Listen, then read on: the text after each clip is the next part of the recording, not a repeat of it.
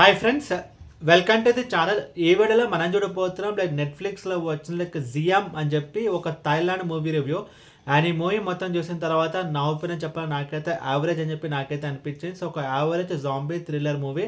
And ఇప్పుడు cinema story విషయానికి వస్తే కనుక ఇప్పుడు థాయిలాండ్లో గ్లోబల్ క్రైసిస్ అనేది వస్తుంది. సో జనాలకి తినడానికి తిండి ఉండదు, అండ్ తాగడానికి నీళ్లు ఉండదు, అండ్ ప్రజలందరూ గవర్నమెంట్కి అగేన్స్ట్ అయితే తిరుగుతుంటారు, అగేన్స్ట్గా రివోల్ట్ అయితే అవుతారు. సో అప్పుడు మన హీరోయిన్ అయితే ఉంటారు. బేసికలీ మన హీరో చూసుకుంటే కానీ తనైతే ఒక ఎక్స్ బాక్సర్, బట్ ఆ విషయము తనైతే బాక్సింగ్ పక్కన పెట్టేసి తనైతే డెలివరీ పనులు అయితే చేస్తుంటాడు. అండ్ హీరోయిన్ వచ్చేసి బేసికలీ తనైతే డాక్టర్. సో తను ఒక హాస్పిటల్ అయితే వర్క్ చేస్తుంది. సో తను ఏదైతే హాస్పిటల్లో వర్క్ చేస్తుందో, సో అప్పుడు ఒక క్యాండిడేట్ అయితే ఉంటాడు. సో ఆ క్యాండిడేట్ ఏంటంటే ఫిష్ అనేది తింటాడు. సో ఫిష్ తినిన తర్వాత తనైతే హాస్పిటల్ అయితే అడ్మిట్ అవుతాడు because of some health issues వల్ల.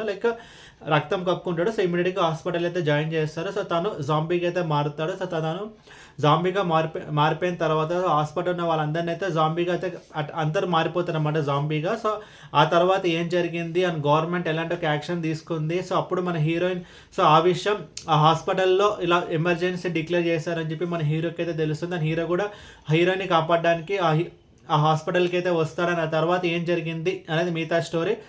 ముందుగా ఈ సినిమాలో ప్లస్ పాయింట్స్ గురించి మనం మాట్లాడుకుంటే కనుక, సో ఈ మూవీ యొక్క run time just 1 hour 30 minutes ఉంటుంది.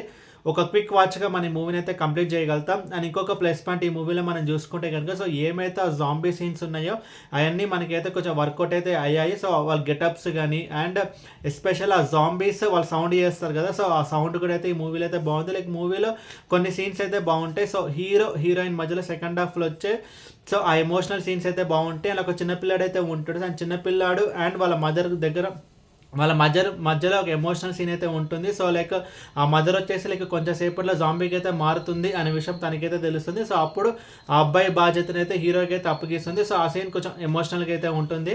అండ్ ఇంకొకటి మనం చూసుకుంటే కనుక క్లైమాక్స్లో వచ్చే ఒక ఎమోషనల్ మూమెంట్ ఉంటుంది. సో అది కూడా మనకైతే కొంచెం హార్ట్ టచింగ్ అయితే ఉంటుంది.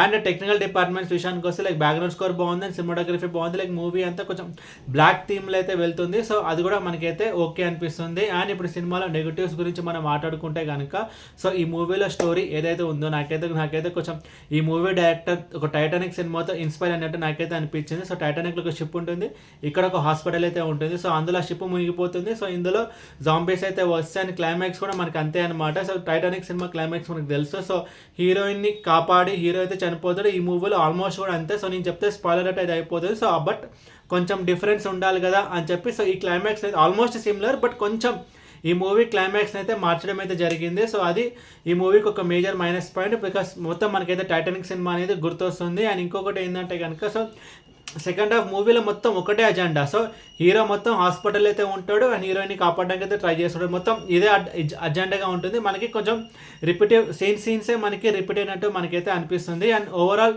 ఈ మూవీ గురించి చెప్పాలంటే మూవీ అయితే నాకైతే యావరేజ్ అని చెప్పి నాకైతే అనిపించింది.